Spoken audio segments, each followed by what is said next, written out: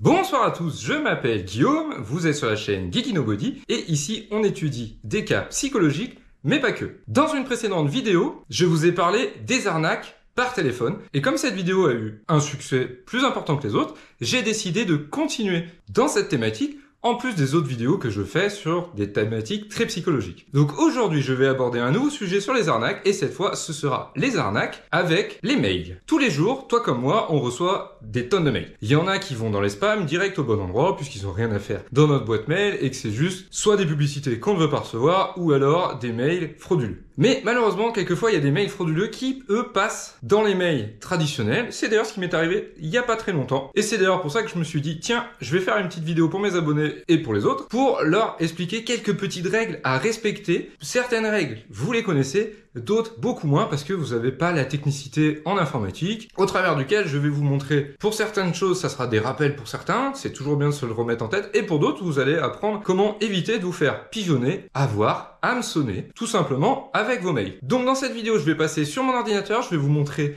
des petites choses pour éviter de vous faire avoir, parce qu'aujourd'hui, on retrouve beaucoup de mails qui sont très bien faits, où vous pouvez malencontreusement vous faire hameçonner ou alors faire avoir par le phishing en anglais, c'est la traduction. Allez, donc je vous dis à tout de suite sur mon ordinateur. On passe sur mon ordinateur et je vais vous montrer les choses à ne pas faire et les choses à faire pour éviter de se faire arnaquer avec les mails que vous recevez. Donc là, je vais tout simplement sur ma messagerie. Alors j'en ai plusieurs.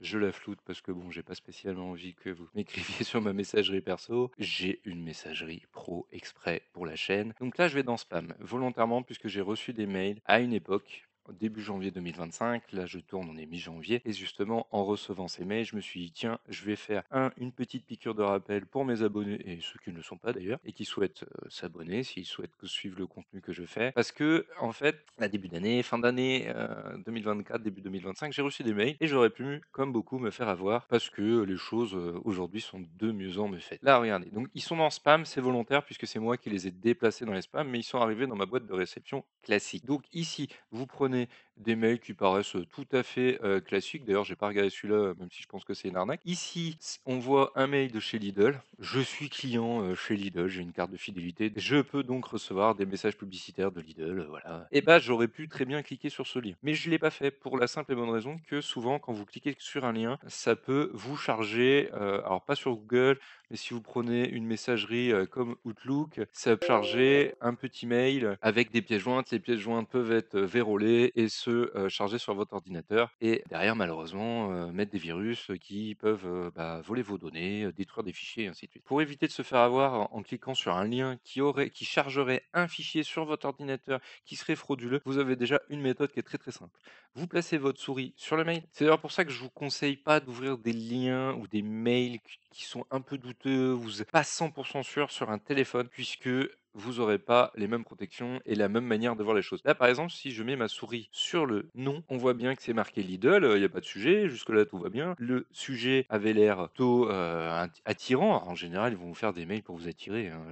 Les voleurs, premium, bon plan, partenaire, bon très bien. Alors déjà, il y a le petit comme réponse. Déjà, ça, c'est suspicieux, hein, je vous le dis tout de suite. Et derrière, quand vous mettez votre souris sur le nom de l'entreprise ou de la personne que vous avez mail, vous voyez très bien que c'est pas du tout un mail de chez Lidl. On a le même exemple sur Vinci Autoroute. Voilà, ça tombait bien puisque j'attendais un télépéage avec mon travail, donc ça aurait pu, je savais pas si c'était Vinci Autoroute ou je ne sais pas qui, puisque Vinci fait des télépéages. Et ben là, c'est pareil. Merci pour votre confiance, notre engagement. Alors maintenant, c'est de mieux en mieux écrit, hein, les pirates font de moins en moins de fautes d'orthographe, voire pas du tout. Voilà, profitez de votre cadeau exclusif. Alors j'aurais pu avoir un cadeau puisque je venais justement de m'inscrire au télépéage, et en fait, pas du tout. Donc j'ai pas cliqué sur le lien parce que je veux pas savoir ce qu'il y a derrière le lien, mais à chaque fois, vous voyez, sur le lien, et derrière, c'est pas du tout un mail de chez Vinci Autoroute, hein. Donc bon, la meilleure méthode pour éviter tout ça, la limite, c'est quand même d'aller tout simplement sur Google. Vous allez taper Vinci Autoroute et derrière Google, lui, il a des filtres. Donc forcément, il a déjà viré les sites qui sont pas bons. Donc le premier, voilà, Vinci Autoroute. Si vous n'êtes pas sûr, vous les contactez. Ça coûte rien. Au pire, vous leur dites voilà, j'ai reçu un mail, machin. Vous l'envoyez. Bon là, vous voyez très bien. Déjà, premier point, il n'y a pas besoin de cliquer plus loin. Il n'y a même pas besoin de cliquer. En fait, vous voyez que les liens sont frauduleux. Là, tout de suite, bim, c'est dans spam. Alors Lidl, ils étaient arrivés direct dans spam, mais pas Vinci Autoroute. Après, j'ai une autre messagerie où je vais vous montrer un autre exemple qui n'a rien à voir avec ces mails-là, mais vous allez vite voir que là, par exemple, j'ai reçu un mail d'une société que je connais. C'est un truc de crypto-monnaie, bon, je suis pas là pour vous parler de ça aujourd'hui. Là, je peux cliquer, c'est bien un mail de Avalanche.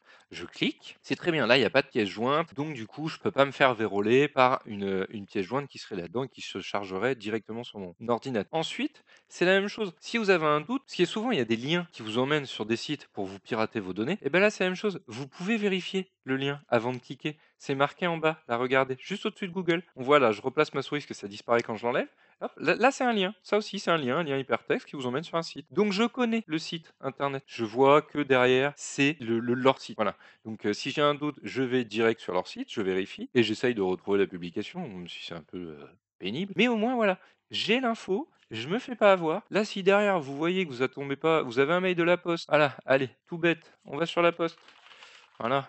Je vais sur la poste. Bon, bah, la poste, c'est laposte.fr, hein, très, très basique. Vous allez sur votre truc, et là en bas, vous voyez même pas laposte.fr. C'est bon, cliquez pas, c'est mort. Déjà, donc, dans un premier temps, je le rappelle, vous pouvez vérifier les mails avant de cliquer dessus. Faites-le sur un ordinateur, parce que sur un téléphone portable, vous pourrez pas faire la même chose. Et sur votre téléphone portable, vous pouvez aussi vous faire hameçonner, voler des données, et bien pire, parce que, en plus, la plupart du temps, les téléphones portables n'ont pas d'antivirus. Et derrière, après, quand vous êtes sur un lien, n'hésitez pas, avant de cliquer, de vérifier le lien en bas qui s'affiche. Comme ça, derrière, vous êtes rassuré. Voilà. Après, il y a des pirates qui font des super trucs.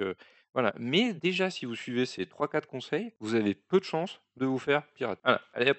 On retourne derrière la télé, je vous dis à tout de suite. Du coup voilà, je reviens de mon ordinateur, je vous ai montré comment éviter certaines choses, comment faire attention et quel point de vigilance vous devez mettre en œuvre pour ne pas vous faire hameçonner ou vous faire attaquer en phishing. Donc que vous ayez un antivirus ou non, un antivirus gratuit ou non, je suis pas là pour faire de la pub pour les antivirus, sachez que aujourd'hui, les systèmes pour vous pirater sont de plus en plus bien faits. Il y a beaucoup d'attaques qui sont faites par des pirates, on va dire juniors, débutants, mais il y en a qui sont quand même extrêmement bons. Et ceux-là, ils sont vraiment rodés à toutes les techniques pour vous avoir. Que vous ayez un bon antivirus, un mauvais antivirus, et je ne me parle pas de ceux qui en ont pas du tout. Faites attention, je vais continuer cette série sur les arnaques. La prochaine fois, je vais la faire sur le téléphone, avec les différents SMS. Bref, je vais revenir là-dessus. Et derrière, vous allez finir avec mes vidéos par être blindées sur la sécurité, cybersécurité, peut-être pas, mais au moins sur toutes les bonnes méthodes qu'il faut mettre en œuvre